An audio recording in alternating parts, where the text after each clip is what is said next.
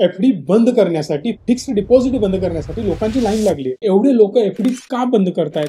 त्याच्याबद्दल सविस्तर माहिती मी या व्हिडिओमध्ये सांगणार आहे. त्यामुळे पहिला चॅनलला सबस्क्राईब करा, बेल आयकॉनला प्रेस करा, कारण अशाच इम्पॉर्टंट व्हिडिओज मी तुमच्यासाठी घेऊन येत असतो. नमस्कार, मी संकेत अवटे. ऍक्च्युली नेमकं मार्केटमध्ये लोक काय करतायत? एफडीज का बंद करतायत? बँकेमध्ये ज्यांनी इन्व्हेस्टमेंट केली, ज्यांना 5, 6, 7, 8% इंटरेस्ट रेट मिळतोय, एवढा चांगला रेट मिळून सुद्धा लोक एफडीज बंद करतायत. आणि मॅक्सिमम एच-एन-आय क्लायंट सगळ्यात आधी एफडी बंद करतायत. याचं कारण समजून घेणं खूप गरजेचं आहे. पहिला बघूयात यासाठी प्रूफ काय आहे आणि नेमकं काय मानलं जातं. फिक्स्ड डिपॉझिट आणि म्युच्युअल फंडला मी कम्पेअर करतोय. आता असं नाही बरं का, म्हणजे एफडी मोडून सगळे म्युच्युअल फंडलाच येत आहेत किंवा स्टॉक मार्केटलाच जात आहेत. बरेच वेगवेगळे ॲसेट क्लास आहेत. कोणी बिझनेसमध्ये जातोय, कोणी म्युच्युअल फंडला जातोय, कोणी स्टॉक मार्केटमध्ये डायरेक्ट इन्व्हेस्टमेंट करतोय किंवा अदर कुठल्या वेगवेगळ्या ॲसेट क्लासमध्ये लँड वगैरे परचेस करणं, या सगळ्यामध्ये लोक इन्व्हेस्ट करतायत. इंडियामध्ये आपण बघूयात नेमकं काय परिस्थिती आहे. 2019 साली म्युच्युअल फंड आणि बँक्समध्ये केलेल्या एफडीच्या कंपॅरिझनमध्ये म्युच्युअल फंड फक्त 19% होता. त्यानंतर भले तुम्हाला बँक डिपॉझिट हळूहळू वाढताना दिसत आहेत, पण त्या कंपॅरिझनमध्ये लोकांचा इन्कम पण वाढत आहे. बट म्युच्युअल फंड त्याच्यापेक्षा फास्ट वाढताना दिसतोय. 19% वरून 2025 साली तो 28% आलेला आहे. आणि यालाच जर आपण अमेरिकेसोबत कम्पेअर केलं, कारण अमेरिकेमधले ट्रेंड भारतामध्ये कॉपी होतात किंवा इतर ज्या इमर्जिंग कंट्रीज आहेत त्या फॉलो करतात डेव्हलप्ड कंट्रीजना. त्यामुळे ते सगळे ट्रेंड त्या त्या देशांमध्ये पुढे जाऊन येत असतात 15, 20, 25 वर्षानंतर. जर आत्ता सध्या तुम्ही बघितलात अमेरिकेमध्ये काय सुरू आहे, 2019 साली 131% एमएफ होते त्यांच्याकडे as compare to FD. Exact number मी तुमच्यासमोर मांडतोय.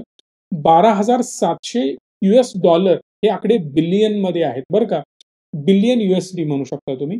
आणि इकडे आहेत म्युच्युअल फंडमध्ये 16,700 बिलियन USD.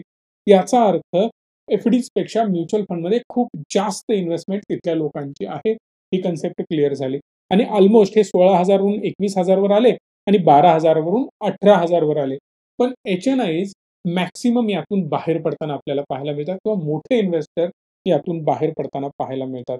मग याच्यामागे कोणता ऍक्च्युअल कॅच आहे हे थोडंसं मी तुम्हाला एक्सप्लेन करून सांगण्याचा प्रयत्न करतो. समजा तुम्हाला घर घ्यायचं आहे, मोठं काहीतरी कन्स्ट्रक्शन करायचं आहे, मोठं काहीतरी गोल तुम्हाला ठेवायचं आहे.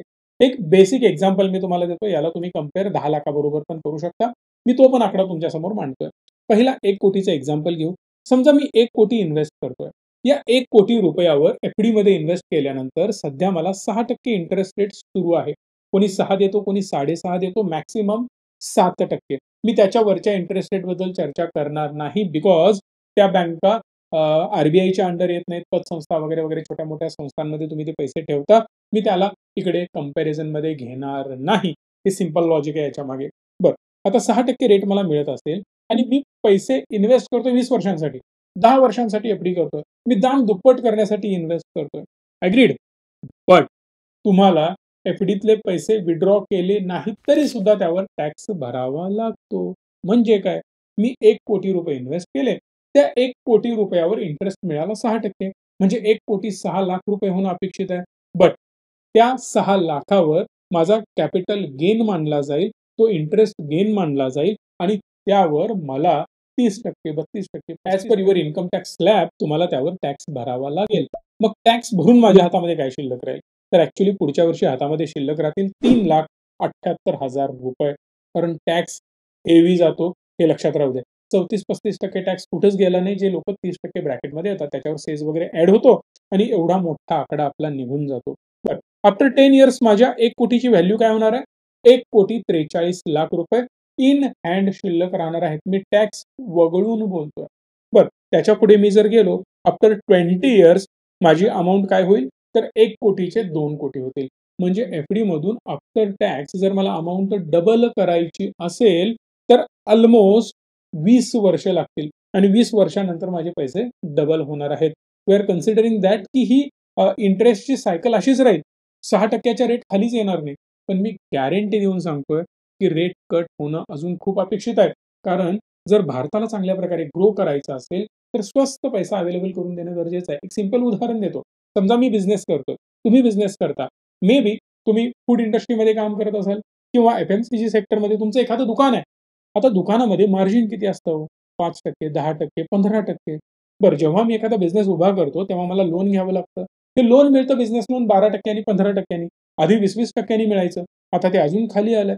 मग याचा अर्थ जर 12-15% मी बँकेलाच पे केले, तर मला मार्जिन काय शिल्लक राहणार? मी माझा बिझनेस कसा रन करायचा? आणि त्यात जर बिझनेसमध्ये 19-20 झाले, तर बिझनेस फ्लॉप व्हायला वेळ लागत नाही. म्हणून भारतामध्ये स्टार्टअप फेल खूप फास्ट होतात. कारण व्याजाची जी सायकल आहे, छोटे-मोठे बिझनेस जे उभे राहतात, त्यांना ते सस्टेनेबल नसतं आणि इक्विटी मार्केटमधून पैसा कसा उभा करायचा, हे छोट्या बिझनेसेसना माहिती नसतं आणि त्यांच्यासाठी ते पॉसिबल सुद्धा नसतं. म्हणून व्याजदर जसे-जसे ड्रॉप होत जाणार, तसा-तसा हा पैसा अजून ड्रॉप होत जाणार. महागाई वाढते 6%, 8%, 10%, 15%. जर एखादं ऑपरेशन आज ₹1,00,00,000 होतंय, तर 5 ते 6 वर्षांमध्ये त्याचीच व्हॅल्यू 2 कोटी होणार आहे.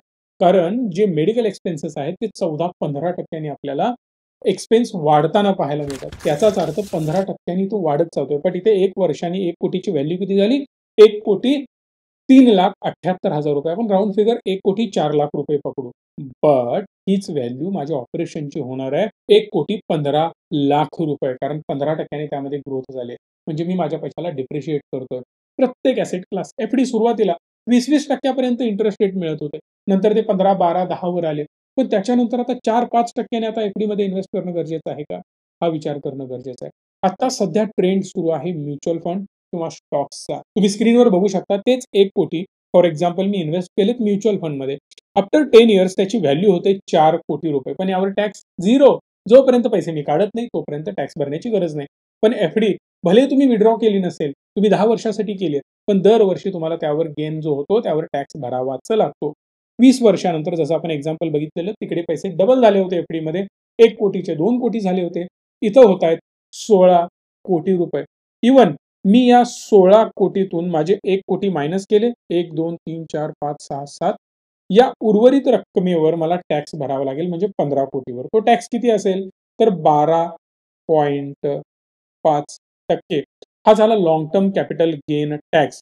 हा जवळपास ₹1,89,00,000 असेल. तुम्ही म्हणाल खूप जास्त टॅक्स गेला. जाऊ दे. तरी सुद्धा माझ्या हातामध्ये ₹13,28,00,000 आणि माझं कॅपिटल ₹1 कोटी.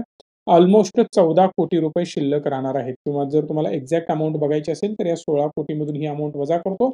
₹14,28,00,000 टॅक्स जाऊन माझ्या हातामध्ये शिल्लक राहतात. जो की एवढा चांगला गेन मला एफ-डीजमध्ये दिसत नव्हता. 2 कोटी कुठे आणि इकडे ₹14 कोटी कुठे? तुम्हाला छोटं उदाहरण बघायचं आहे का? मी ते सुद्धा एक्झाम्पल तुम्हाला दाखवतो. मी 1 कोटीच्या ऐवजी 10 लाखाचं एक्झाम्पल घेतो आणि 10 लाखाच्या एक्झाम्पलनी बघूयात आपण 20 वर्षात याची जादू काय होते. 20 वर्षांमध्ये याची व्हॅल्यू बनते ₹20,61,000. तसंच सेम आपण म्युच्युअल फंडमध्ये बघूयात, जिथे ₹10,00,000 इथे सुद्धा ऑटोमॅटिकली आकडा चेंज झालेला आहे. 20 वर्षांमध्ये ₹1,61,00,000 मला मिळतील. पण यावर टॅक्सही लागेल. मे बी 18-19 आपण राउंड फिगर ₹20,00,000 हा टॅक्सच पकडून चालू. हातामध्ये शिल्लक राहतात ₹1,42,00,000. तेही टॅक्स वगळून, टॅक्स वजा करून. यामध्ये सुद्धा long term capital gain tax कमी करण्यासाठी किंवा तो कसा वाचवण्यासाठी कायदेशीर मार्ग भरपूर आहेत. पैसा वाढल्यानंतर तो कसा वाचवायचा हे सुद्धा आपल्या हातामध्ये आहे. 12 लाखापर्यंत तर तुम्हाला टॅक्स नाही लागत. असे अनेक वे आउट्स आहेत. वेळोवेळी प्रॉफिट बुकिंग करणं, टॅक्स थोडंसं आपण वाचवण्यासाठी टॅक्स हार्वेस्टिंगचे काही मार्ग आहेत, ते आपण वापरू शकतो. वेगवेगळ्या पर्यायांनी वेगवेगळ्या प्रकारे चांगला गेन करता येऊ शकतो. कदाचित अनेक 30, 40, 50 वर्षांनी अजून वेगवेगळे ॲसेट क्लास आलेले असणार आहेत, ते पॉप्युलर असणार आहेत. आपल्याला त्यामध्ये स्विच व्हावं लागेल. म्हणजे काय? वेगवेगळ्या प्रकारे वेगवेगळ्या पिढ्यांनी ॲसेट क्लास बदलत जाणं गरजेचं आहे. आणि तुम्ही ते केलंय की नाही ते मला आत्ताच कमेंट बॉक्समध्ये सांगा. कारण ही सगळी गोष्ट माझ्या मित्रांच्या वडिलांसोबत एकदा डिस्कस करताना मला कळाली. गेले 30 वर्ष ते इन्व्हेस्ट करतायत एफ-डीजमध्ये आणि आता सुद्धा मेजर पैसा त्यांचा एफ-डीजमध्ये आहे. मला भेटायला आले आणि म्हणाले, "अरे संकेत, खूप सारा पैसा टॅक्समध्ये जातोय. मग आम्ही कमवायचं काय? कमवलेल्या पैशावर मी टॅक्स दिला. आता ते पैसे मी इन्व्हेस्ट केले. इन्व्हेस्ट केल्यानंतर एकदम चिल्लर व्याजदर मिळतो. बरं त्या मिळालेल्या व्याजदरावर मला पुन्हा टॅक्स भरावा लागतो. मग मी मिळवायचं काय? आणि ही सगळी मेहनत मी फक्त सरकारसाठीच करायची का?" हा प्रश्न ऐकल्यानंतर मलाही कळालं की याच्याबद्दल एक डिटेल व्हिडिओ बनवणं खूप गरजेचं आहे. आणि म्हणूनच हा व्हिडिओ मी तुमच्यासमोर मांडतोय. तुमचं मत काय आहे मला कमेंट बॉक्समध्ये सांगा. या व्हिडिओला लाईक, शेअर आणि चॅनलला सबस्क्राईब हक्कानी करा. धन्यवाद. Stay tune and stay positive.